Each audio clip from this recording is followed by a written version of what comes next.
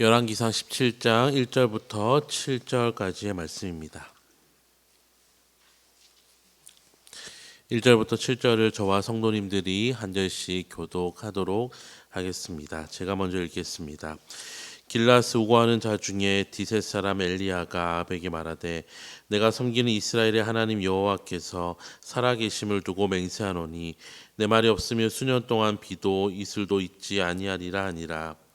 여호와의 말씀이 엘리야에게 임하여 이르시되 너는 여기서 떠나 동쪽으로 가서 요단 앞 그리 시냇가에 숨고 그 시냇물을 마시라. 내가 까마귀들에게 명령하여 거기서 너를 먹이게 하리라.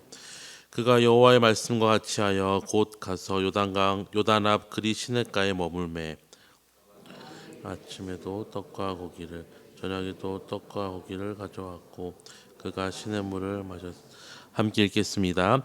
땅에 비가 내리지 아니하므로 얼마 후에 그 시내가 마르니라. 아멘. 아합 왕이 다스리고 있던 시절에 하나님께서는 엘리야를 아합 왕에게로 보내셨습니다. 1절 엘리야는 아합에게로 가서 수년 동안 비도 이슬도 있지 아니할 것이라고 전하였습니다. 엘리야의 이 선언 여러모로 매우 도발적인 메시지였습니다. 왜냐하면 비는 신이 주관하는 영역, 정확히 말하면 바알 신이 주관하는 영역이라고 가나안 사람들은 믿어왔기 때문입니다.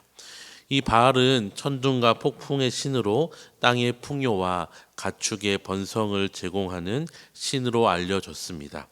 가나안 사람들은 바알이 땅에 비를 내린다고 믿었으므로 농경시대를 살던 가나안 사람들에게는 무시할 수 없는 존재로 숭배되었고, 그리고 지금은 아합과 이세벨도 하나님 대신에 이 바알을 이스라엘의 신으로 섬겼던 것입니다.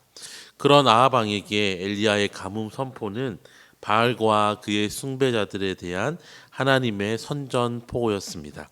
또한 이런 가뭄 예고는 이스라엘의 죄에 대한 하나님의 심판과 함께 이스라엘 백성을 다시 하나님께로 돌아오게 하려는 목적을 가지고 계셨습니다.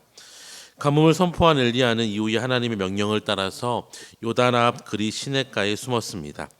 본문에는 왜 숨어야 되는지 나와 있지는 않지만 엘리야 이야기를 전체적인 맥락을 살펴보았을 때 아합과 이세벨은 엘리야 예언을 자신들과 바알에 대한 도전으로 받아들였기 때문에 엘리야를 죽이고자 하였고, 하나님은 보호 약속과 더불어 그리 시냇가를 통해서 물을, 그리고 까마귀를 통하여서 음식을 엘리야에게 공급하실 것이라고 약속하신 것입니다. 엘리야가 하나님 말씀에 순종하여서 그리 시냇가로 가서 머물자 까마귀들이 아침 저녁으로 떡과 고기를 날라다 주었고 그리 시내의 물을 마시면서 안전히 숨어 지낼 수 있었습니다.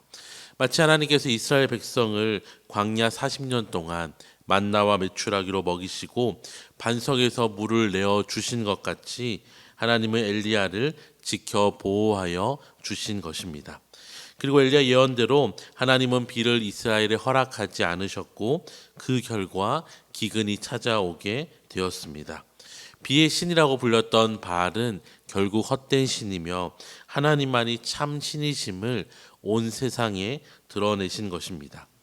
이처럼 비록 이 이스라엘 역사가 이어질수록 타락의 강도는 점점 더 심해지고 이들은 하나님을 무시하고 다른 헛된 신을 붙잡으며 살아가며 하나님의 이름을 자신들과 세상에서 지워나가려고 했지만 하나님은 여전히 참 신이심을 하나님의 선지자인 엘리야를 통하여서 드러내셨습니다.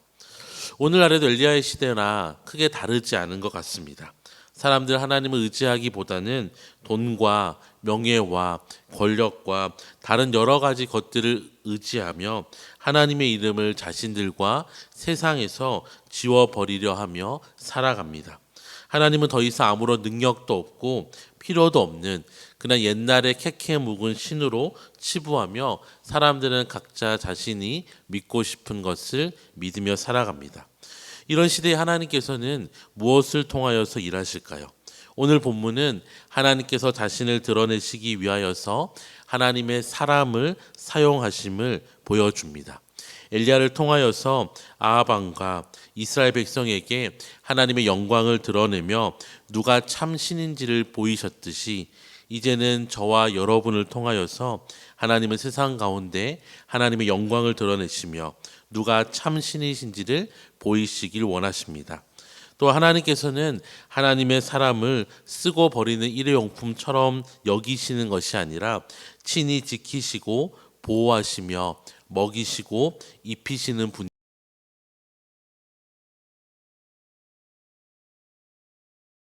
하나님을 위해 담대하게 나아가는 저와 여러분을 또한 지키시고 인도하시며 우리의 삶을 책임져 주실 것입니다. 또한 우리를 통하여서 하나님의 영광을 드러내시며 세상 속의 빛과 소금으로 살아갈 힘과 능력을 성령님을 통하여서 기도하는 우리에게 허락하여 주실 것입니다. 이 아침에 기도하실 때에 엘리야와 같은 하나님의 사람으로 살아갈 수 있는 힘과 능력을 우리에게도 허락하여 달라고 기도하시고, 우리가 하나님께 순종할 때에 하나님께서 우리의 삶을 책임지시는 놀라운 은혜를 경험하는 이번 한 주가 되게 해달라고 기도하시는 저와 모든 성도님들이 되시기를 주님의 이름으로 축원합니다. 기도하겠습니다.